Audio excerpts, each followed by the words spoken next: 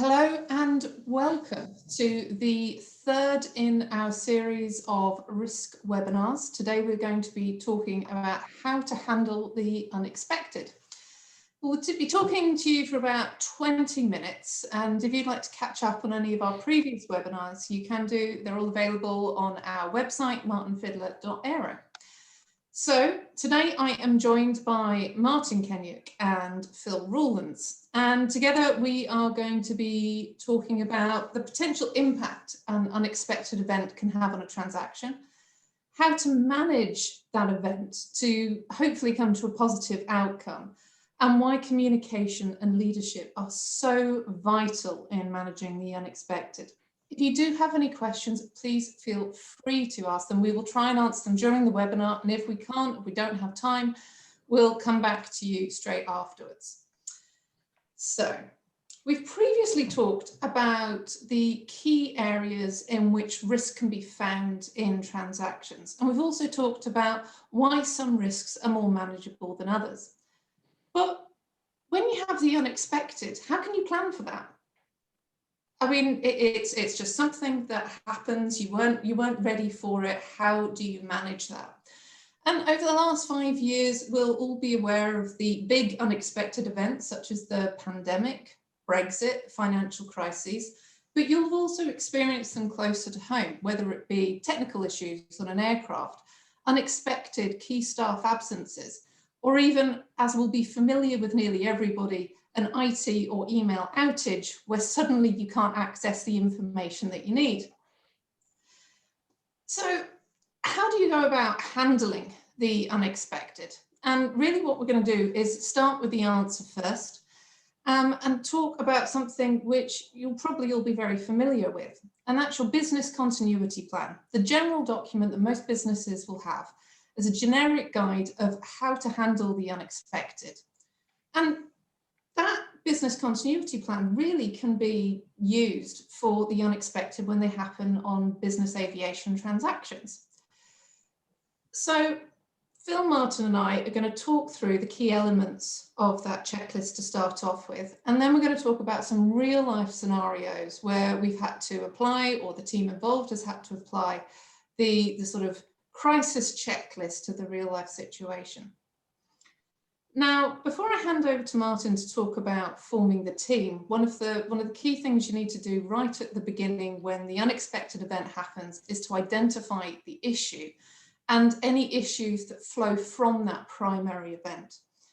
Now, this could be an aircraft is suddenly grounded.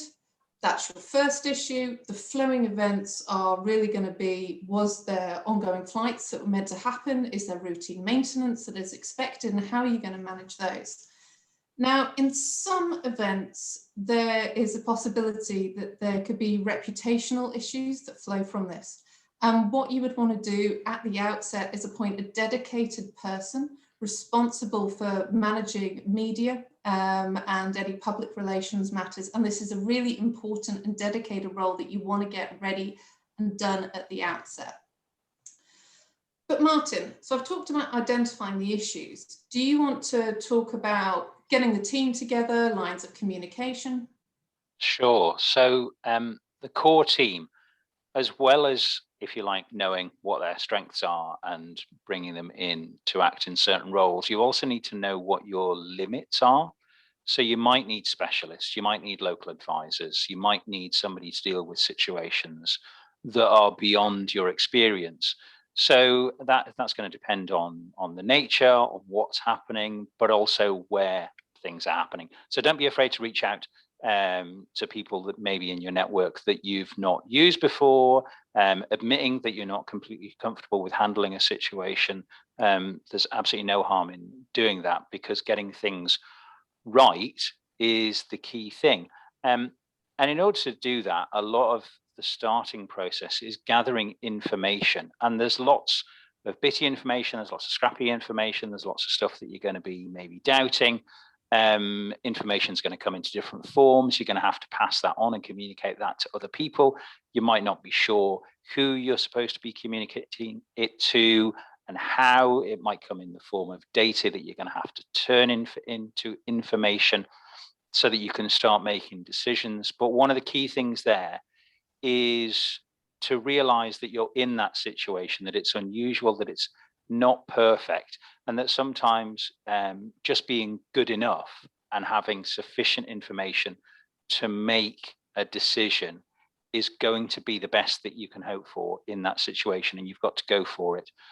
So don't be afraid of making decisions from the best information that's available to you at that time. And then talking of time, is that timescales are going to be affected massively. You may have planned out everything lovely. You may know what's happening in the next hour, the next 2 hours. All of a sudden, the timescale comes along and everything is blown out of the water. Stuff could be delayed. Stuff could be accelerated. You're really going to have to see what's movable, what's not movable, and just be as flexible as possible. You're in an evolving situation.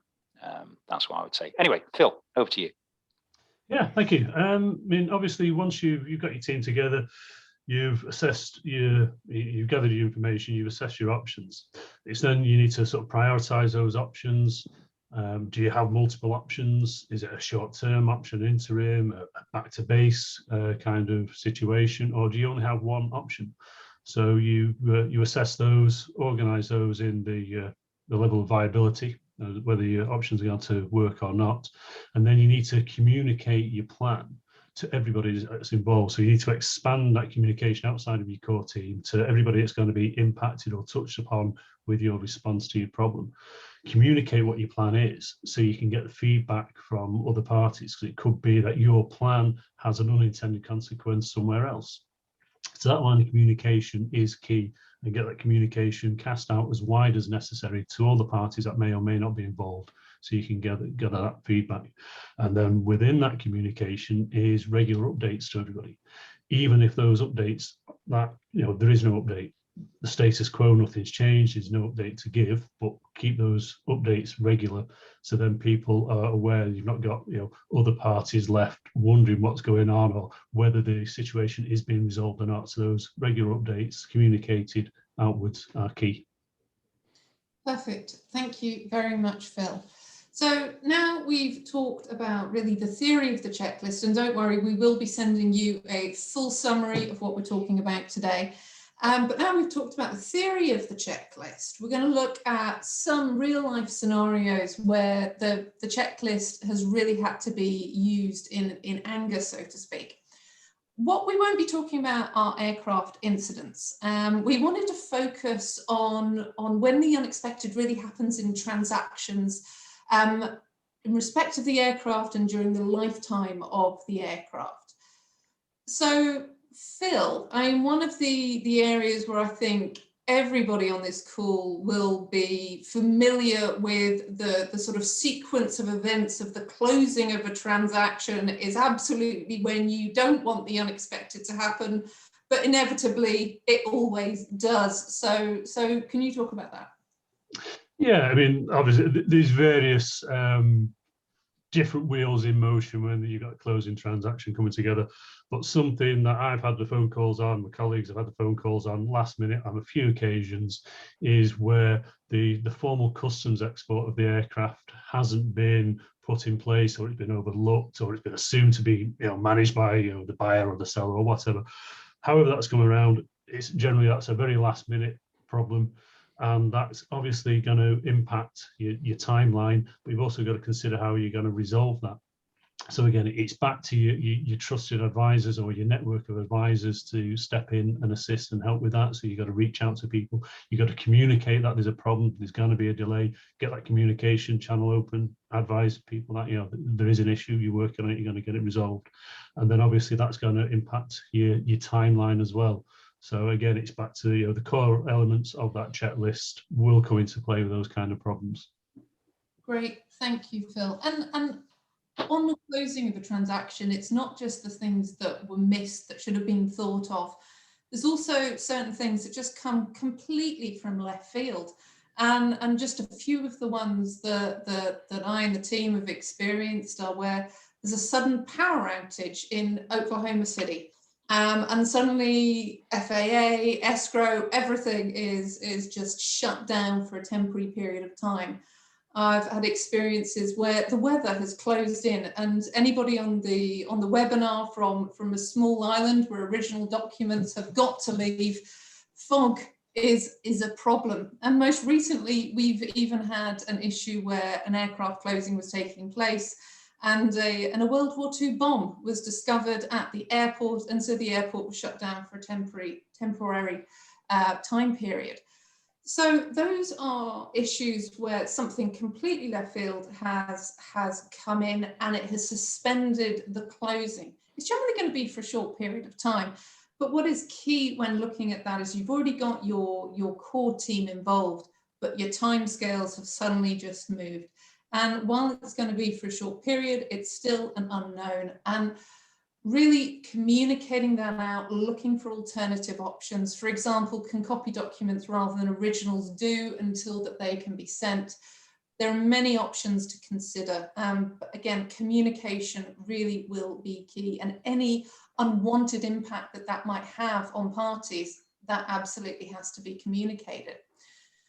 So, Martin, another thing that we've experienced is where suddenly a financial issue comes into play. Can you talk about your experiences with this? Yeah, sure. And in terms of that financial situation, the kind of scenario was that we didn't have any idea what was going to hit us because we weren't involved with the client, the companies, the bank. However, we were asked to come and help in a scenario where the client, who owned several assets in several companies, became insolvent. And everybody else in the transaction, in the running of these companies, asked us to come and help, for us to step into this situation and become a safe pair of hands to move the companies, the directorships, the seats of the companies over to us so that we could pick up the ball and start running with it. And there it was about understanding, well, how are these companies in business? What do they do with the assets? What commitments have they got?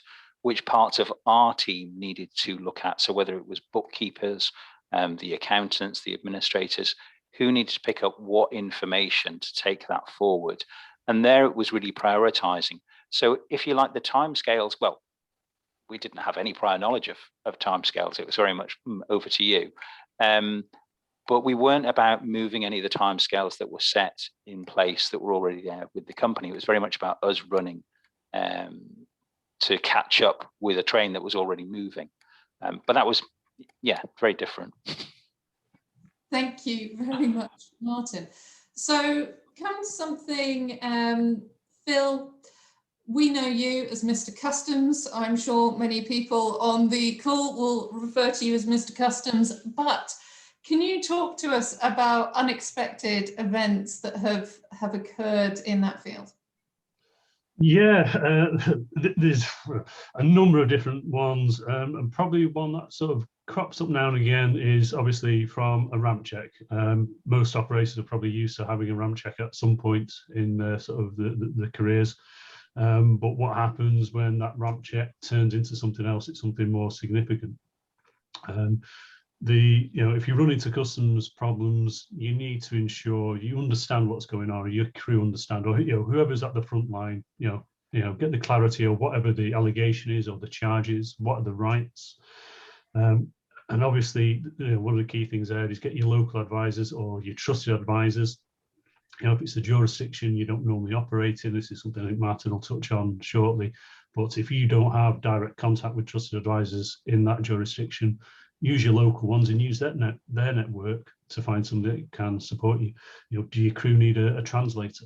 These things you've got to be careful of if your crew are speaking to customs officers or whatever authority, the language that's being used and the terminology.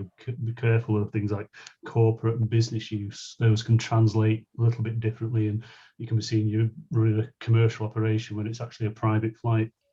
Again, things like nationality and residency and passports, those can translate a bit. So you're talking about people's nationality doesn't necessarily reflect their residency and things like that.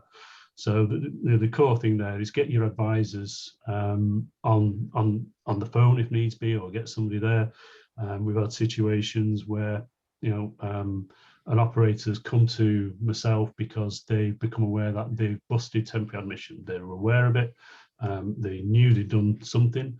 So there's two birds in one stone there. They got hold of their trusted advisor and they started the information gathering. And that was, what have we done? What are the consequences? How do we move on from here? And we're able to work with them, gather the appropriate information, put mitigation measures in place. Another one that I had was actually speaking with a customs officer that was using out-of-date information. The industry we work in, it's very specific. There's a lot of nuances with aviation. And what I was able to do in that situation was discuss with the customs officer that they were actually wrong. They were using old legislation that no longer applied. So they were trying to look for tax and duties from the client that were not there. So that early intervention from a trusted advisor, got rid of that problem. So don't ever sort of hesitate in picking up the phone and getting hold of your help. Get your help in early. Great, thank you, Phil. And Martin, we've experienced where it's not just in the European area that there's been customs issues and suddenly a great panic because the aircraft's been grounded and the crew have been taken off. Yeah, so we have had that example in Eastern Europe, in the CIS, where an aircraft that had flown in to this jurisdiction a number of times and there without any incident. And then this one time, the aircraft was boarded and the crew were told that there was going to be a certain taxation levied, and it just scared them. So they rang us. Now, we weren't experts for that particular country, but we did know the people to call. If Rolodex was still a thing, then we had their number in the Rolodex. So we were able to talk to that firm and to start a three-way conversation between ourselves, the people that were on the ground, and the law and tax firm to try and find out actually what was going on, what the real issue was, or the perceived issue, to secure the aircraft, to make sure that the crew were okay.